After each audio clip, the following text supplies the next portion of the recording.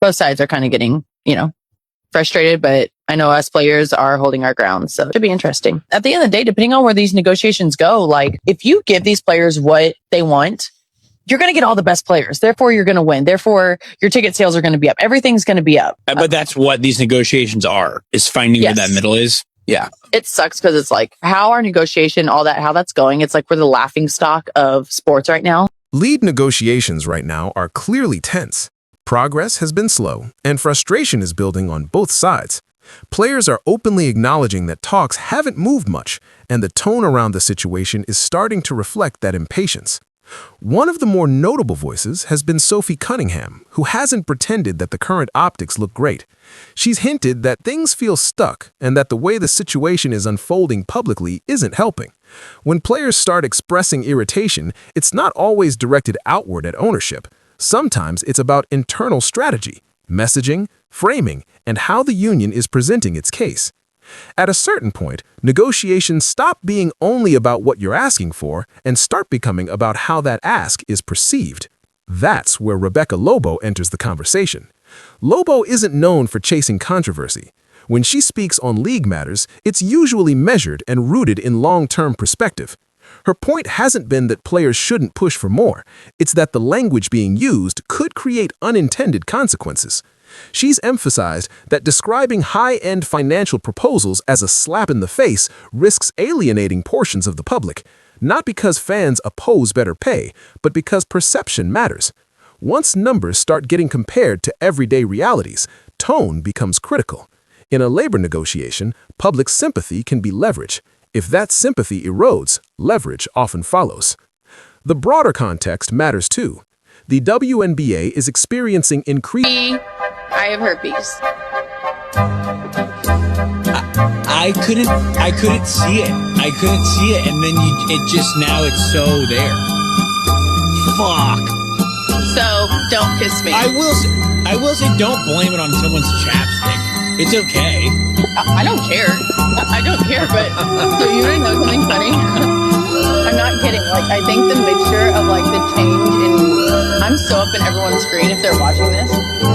Yeah, for our listening audience, Sophie is 2 inches from the camera, just about to pop a lipper right on. Visibility and commercial momentum.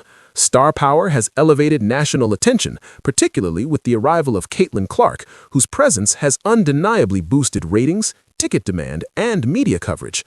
Many fans recognize that this surge is tied to specific catalysts rather than evenly distributed growth across the board. When messaging suggests the growth is entirely uniform, some viewers perceive a disconnect.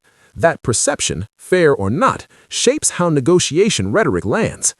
Voices like Candace Parker have also weighed in on optics, particularly around moments like the All-Star Game demonstrations. The concern isn't necessarily with the message itself, but with how presentation intersects with performance. In high-visibility moments, audiences subconsciously evaluate urgency alongside product quality. If those don't align, criticism follows. Another layer involves market signals.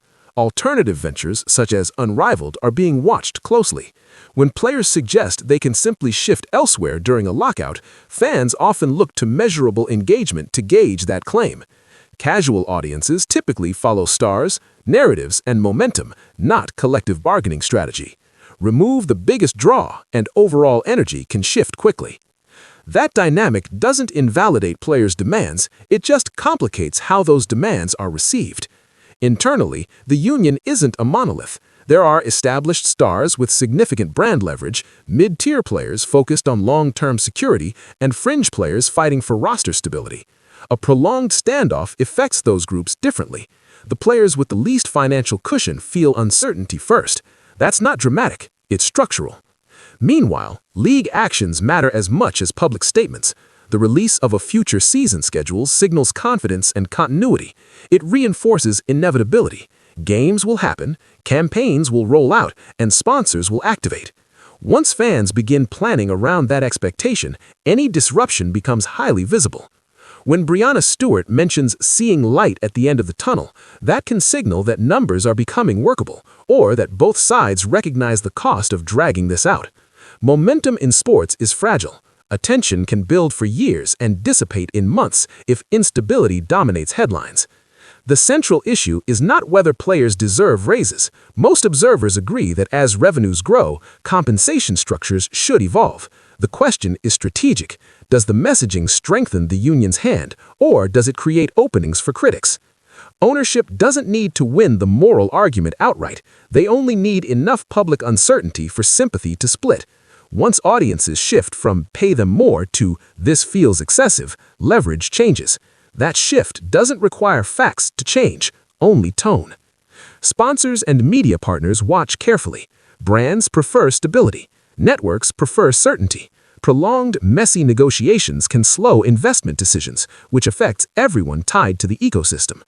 Ultimately, this negotiation is more than salary figures or revenue splits. It's about credibility. It's about whether both sides can secure gains without undermining the surge that made those gains possible in the first place. The likely outcome isn't a dramatic showdown. It's a negotiated compromise both parties can frame as progress. The union needs tangible improvements it can present as meaningful wins. Ownership needs cost predictability and operational stability. The league needs the season to start on time with as little reputational damage as possible. In situations like this, optics aren't a distraction. They're part of the battleground. Negotiations involve storytelling as much as spreadsheets. Whoever appears reasonable tends to maintain public patience, and patience is a powerful form of leverage. Right now, the temperature suggests both sides understand what's at stake. The spotlight is brighter than it has been in years. That spotlight can amplify growth, or it can magnify conflict. The path forward is straightforward in principle. Push firmly, communicate carefully, and close the deal before momentum cools. Because once audiences disengage, it was unfortunate, of course. You never want to see things escalate to that level. It was a really physical game, and I think this is a tough dance for officials to do, in that you don't want to tag star players with early fouls. You want to let the game be to a degree physical, but at the same time, you can't let it get out of hand, because as players, all right, you just cheap shotted me and nothing was called. All right, when we go down the other end, I'm gonna get you too. And I think we got to that point, and it was certainly an unfortunate thing that happened. I do like that there are real kind of rivalries involved in women's basketball. Like back in my era, because there wasn't texting, but even if I played with somebody on a USA basketball team, like when I went back to UConn, I wasn't like texting them. We weren't friends. And then when we would meet up with each other, like every team we played, we wanted to beat, and every team we played, we didn't like. And I can remember maybe 6 or 7 years ago, Gino Auriemma said, like, where's all the hate? Where did the hate go? Because in some ways that fuels fun, exciting basketball. And so I like that the South Carolina LSU rivalry is heated. I like that these teams don't love one another. Of course, didn't like how it escalated. And I liked what Kim Mulkey said in terms of, only 2 fouls being called, 1 on each team in the fourth quarter. And she said, we foul the heck out of you. They foul the heck out of you. Like more fouls should have been called. In terms of the thing about, you should have pushed Angel Reese, or whatever the quote was. That probably wasn't my favorite thing that was said in the post-game presser. And that's the part that makes this moment so delicate. Because when a league is finally trending in the right direction, every decision carries amplified weight. The WNBA isn't negotiating from a place of obscurity anymore. It's negotiating in full view of a national audience that only recently started paying closer attention. That changes everything. Momentum in sports isn't permanent. It's conditional. It depends on habits forming. It depends on casual fans turning into repeat viewers. It depends on sponsors believing this isn't a temporary spike, but a sustainable curve. And when negotiations start dominating headlines more than the product itself, momentum begins to wobble. That's why the messaging conversation keeps resurfacing.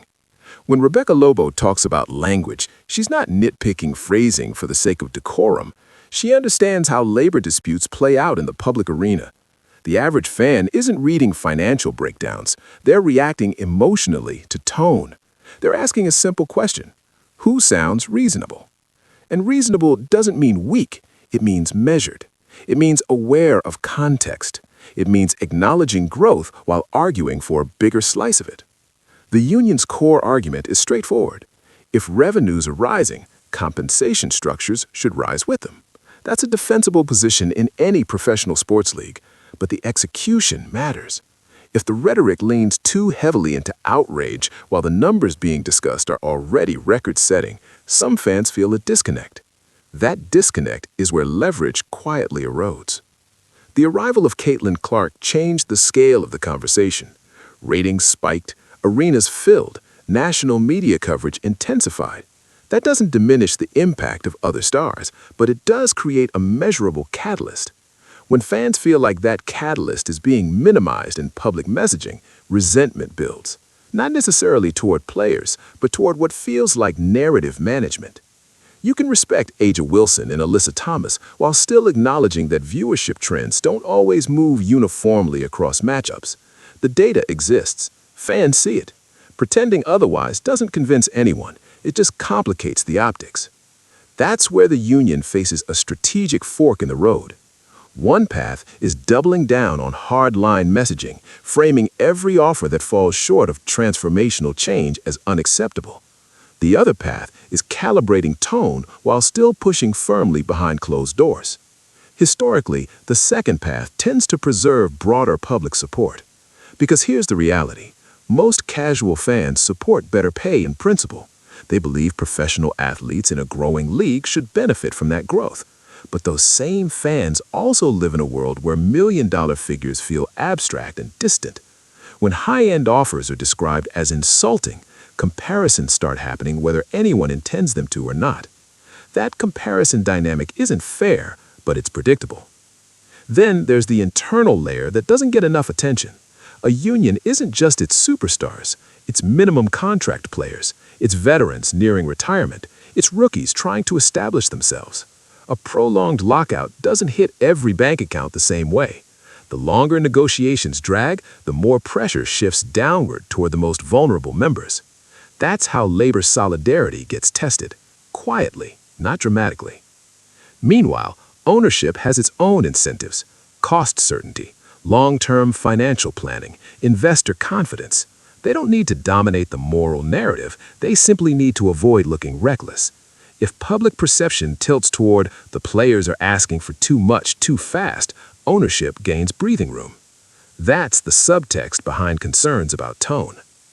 Consider how sponsors interpret instability. Brands prefer predictable calendars. They build campaigns months in advance. They don't want to guess whether games will be played.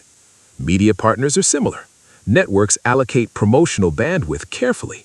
If negotiations create uncertainty around scheduling, those partners get cautious. Cautious money slows momentum. The league's decision to release future schedules during negotiations wasn't accidental. It signals confidence. It reinforces inevitability. It tells fans to buy tickets, book travel, mark calendars. Once that expectation hardens, any disruption becomes more disruptive emotionally than it would have been earlier. That psychological shift matters. When Breanna Stewart references light at the end of the tunnel, it suggests that both sides understand the stakes. Stars especially recognize how fragile this moment is. Legacies are built in visible seasons, not canceled ones. Brand deals align with exposure. Missed games don't just cost owners, they cost players momentum that can't always be recovered. Sports audiences move quickly. Attention is rented, not owned. This is also where alternative ventures like Unrivaled become part of the conversation. The idea that players can simply shift their energy elsewhere during a lockout sounds empowering, but markets ultimately determine viability. If engagement levels don't replicate WNBA-level attention, that becomes data in the background of negotiations. Fans follow stars and storylines. They don't follow escrow percentages. That's why the optics battlefield is so critical. If the public narrative becomes both sides need to compromise, that's manageable. If it becomes the players are overplaying their hand, that's dangerous. Once that framing takes hold, every subsequent headline is filtered through it. The union's safest strategic ground is clarity. Clear articulation of revenue growth, clear explanation of why certain percentage splits matter. clear acknowledgement of momentum while arguing that momentum must be shared equitably.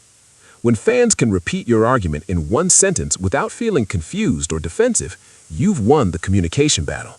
Right now, that communication battle feels unsettled. None of this invalidates the players' goals. Revenue sharing, improved facilities, expanded benefits, those are structural upgrades that can define the next era of the league. But structural upgrades require public patience, and patience shrinks when rhetoric outpaces relatability. There's also the timing factor. Negotiations are happening at the exact moment when mainstream curiosity about the league is peaking. New fans are forming first impressions. First impressions tend to stick. If their introduction to the league's business side feels chaotic, some of them will quietly drift away before ever becoming loyal. That's the hidden cost of public labor disputes in growth phases. On the other hand, if both sides land a deal that feels forward-looking and stable, the narrative flips instantly. Headlines become about progress, about investment, about the future. Stability itself becomes a selling point, and the surge continues without interruption. That's the probable endgame, a face-saving compromise. The union secures meaningful gains it can frame as historic progress. Ownership secures predictability and avoids a canceled season. The league protects its surge. Nobody gets everything. Nobody walks away empty-handed, and the spotlight returns to basketball. But getting there requires discipline. It requires players to separate justified frustration from public messaging. It requires ownership to avoid dismissiveness. It requires respected voices, former players, analysts, and veterans to keep the temperature grounded. That's why interventions from people like Rebecca Lobo carry weight. They're not choosing sides, they're protecting the ecosystem. Because once goodwill evaporates, rebuilding it is harder than negotiating any revenue split. The central truth remains simple. This isn't just about contracts, it's about narrative control. It's about who looks steady when the pressure rises. It's about whether the league can convert a rare surge of attention into long-term stability. The numbers on the table exist because the spotlight is bright. If that spotlight dims, future negotiations start from a weaker baseline.